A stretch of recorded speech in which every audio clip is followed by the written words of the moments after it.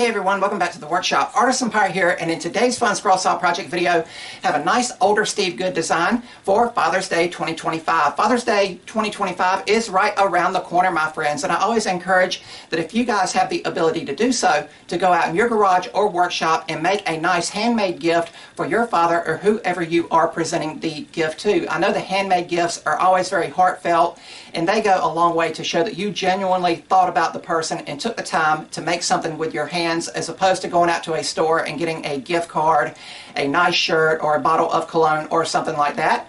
I've already got the pattern printed out to its full size, prepped and attached to our material with clear packing tape, and all of the material we're going to be using in today's video is going to be 1/4 inch material entirely. So really cool. You can see that this is a longer and narrow design than we normally do over at the scroll saw. So our pivot point over at the scroll saw when we are cutting out the project is going to kind of be like this, and I'll talk about that more in a second. But the design is not particularly catered to Father's Day per se, but the way I am visually interpreting it in today's video is for Father's Day, and it is a nice man cave sign in the shape of a classic handsaw. I know my pops has a small workshop, so this will be a nice handmade gift to present to him on Father's Day for him to hang up and enjoy. So really cool. You can see all of the teeth at the bottom of the saw blade that we'll be cutting out on the scroll saw. You can see the shape of the handle, the shape of the saw blade itself, and within the blade has the words Man Cave in a nice wavy font that Steve Good offers. And as I said, this is going to be a longer and narrow project than we normally do over at the scroll saw. So when you drill out the pilot holes on either end here, your pivot point, as I was saying, is going to be way back here to where you are going to be back here following the blade through the cut line as you are pivoting the project around. It's around 20 inches in length, and it just about maximizes the Rikon 22-inch scroll saw that I'm currently using out here in the workshop. And as I said, it's all 1/4 inch material, and we're going to stack cut and make 2 of the main bulk of the scroll saw work, even though we only need 1. So please keep that in mind. The reason that I am stack cutting is because this perimeter line that makes up the frame of the man cave sign is very thin, and this is again thin 1/4 inch material, and I'm just going to go on and stack cut to make 2 and finish 1 in this video, and to also offer support to those fragile areas while we are over at the scroll saw. Now you do need 2 of the handle, and that is going to be again 2 stacked pieces of 1/4 inch material, so you can see it there, and you can see these 1/4 inch round holes that Steve Good has indicated on the pattern itself. And in the pattern pack you download, he says that you can drill those out with a 1/4 inch drill bit and add a short length of 1/4 inch dowel rod in it to make it look like that's what's holding everything together. Of course, we will glue everything together with medium grade CA glue and activator in today's video, so I don't know if I'm going to be adding the lengths of 1/4 inch dowels here. What I might do is go to my hardware bins and maybe look for 3 small screws or 2 small screws to put in there instead of the dowel rods. But as I always say, there's options and versatility for each and every scroll saw project and pattern you come across. But I'm really happy to bring this project to life visually over here on the platform. I've made it in the past off camera, behind the scenes so to speak, and posted it over on my social media feeds, and you guys always seem to enjoy it, so I wanted to bring it to life visually for Father's Day 2025. And since everything is pretty much prepped and prepared, let's move the camera over to the workbench to drill all the pilot holes required so we can head to the scroll saw and start scrolling. And over here on the workbench, we're going to take the Seiko scroller's drill and drill out all of the pilot holes for internal cutting. And you will note that I have a backer board behind the scroll saw work to prevent blowout of the pilot holes on the reverse side. But now we will step over to the Rikon scroll saw and begin scrolling. And as I said at the beginning of the video, this is a long and narrow scroll saw project, and because I sit down while I am at the scroll saw, you will see me having to lean back in my chair that I sit on to complete those internal cuts on the very far ends of the design. I'm leaning back so I can completely swing the project around to follow that cut line to the best of my abilities. For all other scrolling on this project, I'll be using a number 5 Ultra reverse tooth blade, and it will cut through all of the material we are using today exceptionally well with minimal chip out. And keep in mind, for the main bulk of the scroll saw work here, we are of course stack cutting to make 2 of the same design. If you guys would like to try this pattern, it's available as a free pattern download over at Steve Good's scrollsawworkshop.blogspot.com website over in his free pattern catalog. And keep in mind, it is one of his older designs. I did make this project a few years ago, and I posted it over on my social media feeds, and it really got a good response and people really liked it. So I wanted to come back and make it visually over here on the platform.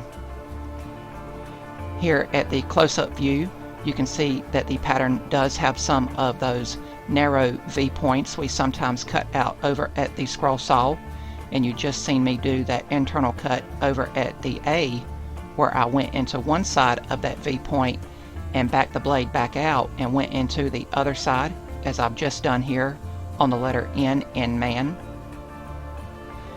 And this project here is not specifically catered to Father's Day, but I am just interpreting it for Father's Day for a Father's Day scroll saw project video.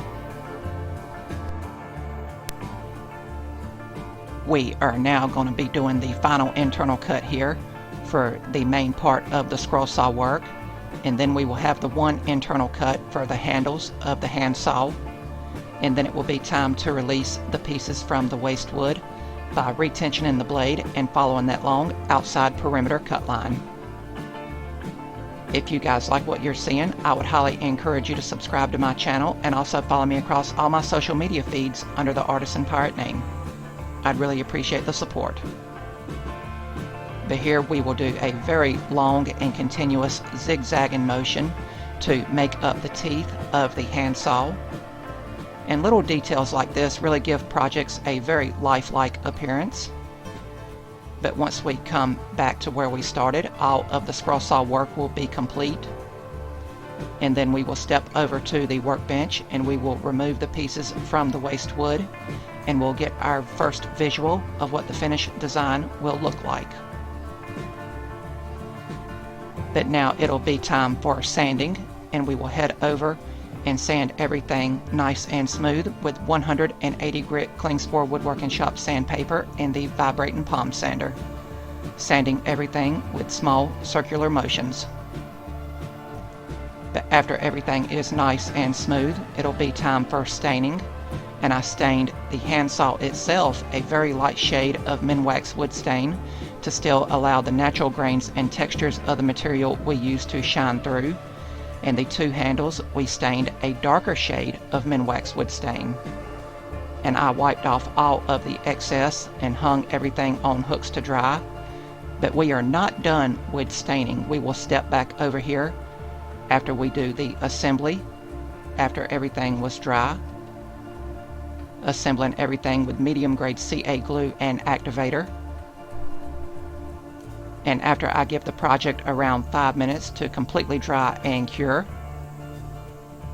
we will step back over to staining, and we will stain that perimeter border to give the handle a seamless appearance, to make it look like it is one single piece of wood. Being very careful here just to stain the handle itself. And we will once again wipe off the excess. And once it was completely dry, once again, we give it a finish with several coats of Rust-Oleum clear gloss. It really makes the grain pop and gives it a nice glossy appearance. And after the clear coat had dried, instead of using the 1/4-inch dowel pegs that Steve Good suggested, I found some short screws to put into the handle, and I'm using my trusty Swiss Army knife here. But once the screws were in, the project was complete.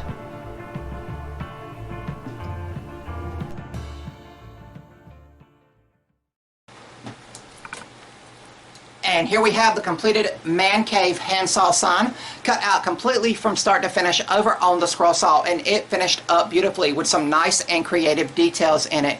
Really nice and creative project to bring to life over here on the platform. I want to once again thank Steve Good for another fantastic design from your pattern catalog. Once again, it's one of his older pattern offerings in case you guys would like to go and download it and try it out in your garage or workshops.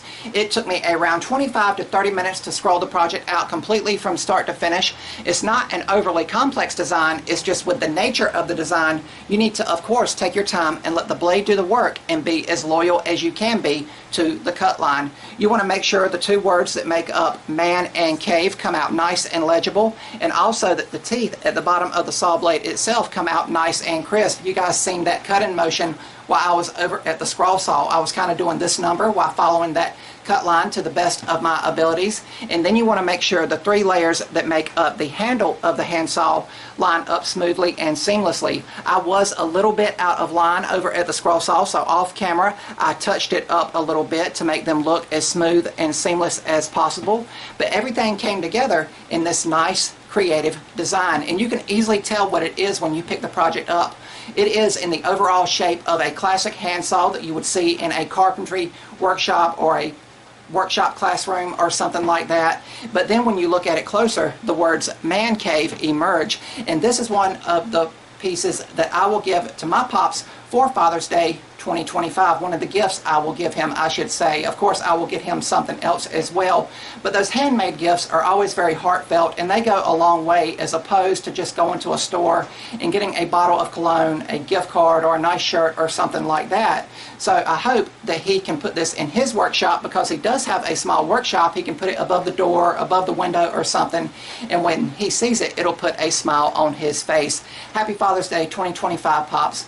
I love you and I thank you for everything. So really, really cool here. I finished this project in a standard rustic finishing way like I normally do over here on the platform. We stained the main bulk of the scroll saw work, which is the saw blade itself with the words man cave in it, a very light shade of Minwax wood stain, and then we stained, the handle a nice darker shade to kind of give it a two-toned appearance, and I think the handle looks really lifelike with that darker Minwax wood stain we used, and then the lighter shade here still allows those natural shades, grains, and textures of the 1/4" material to shine through.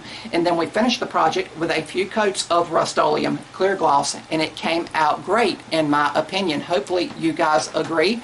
But of course, there's always different finishing options with each and every scroll saw woodworking project and pattern you come across.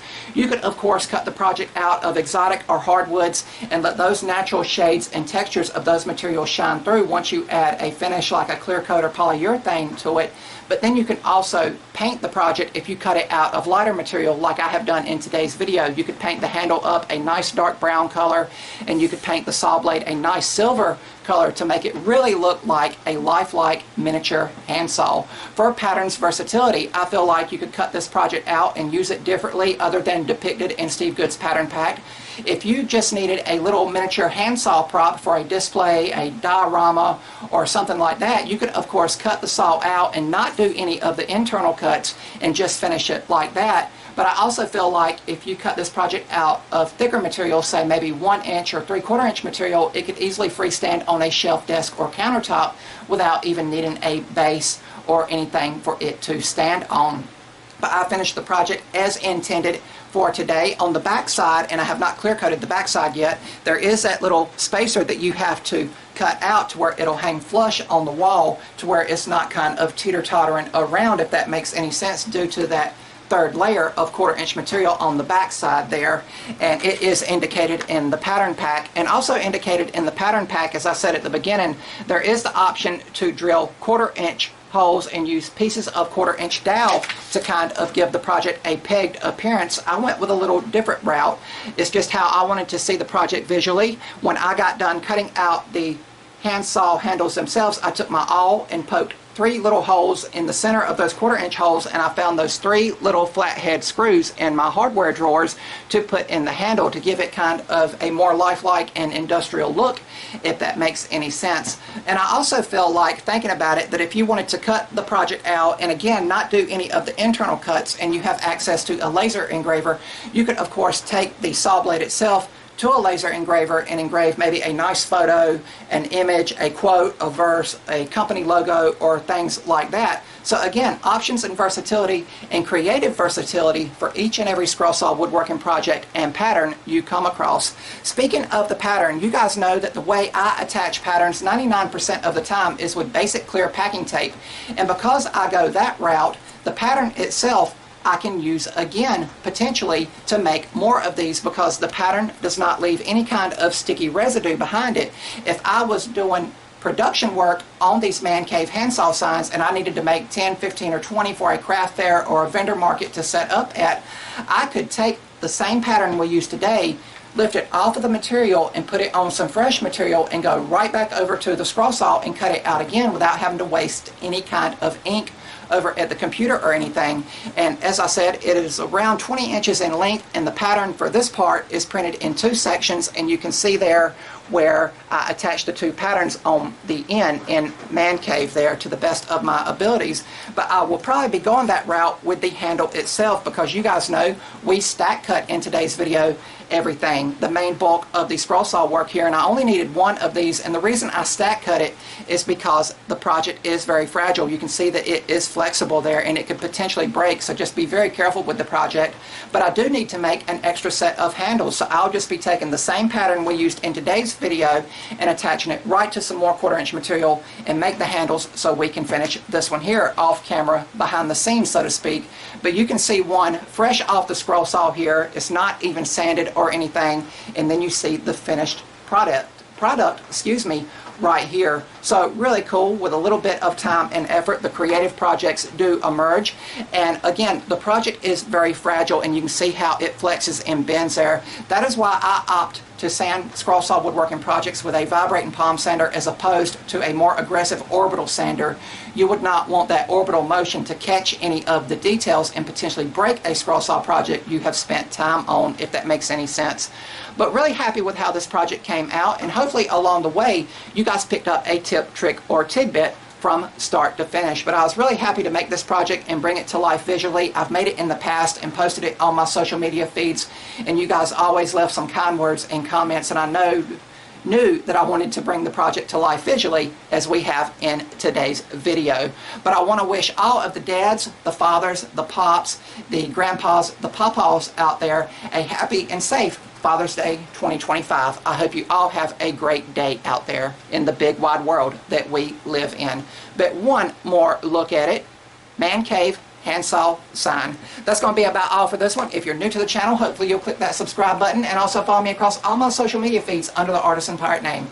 As always, links to contact me as well as all my social media feeds will always be linked down in the description box below these videos. That's about all for this one, and remember guys, if I can make it or do it, so can you guys. I'm the Artisan Pirate. Take care, and I'll see you guys real soon.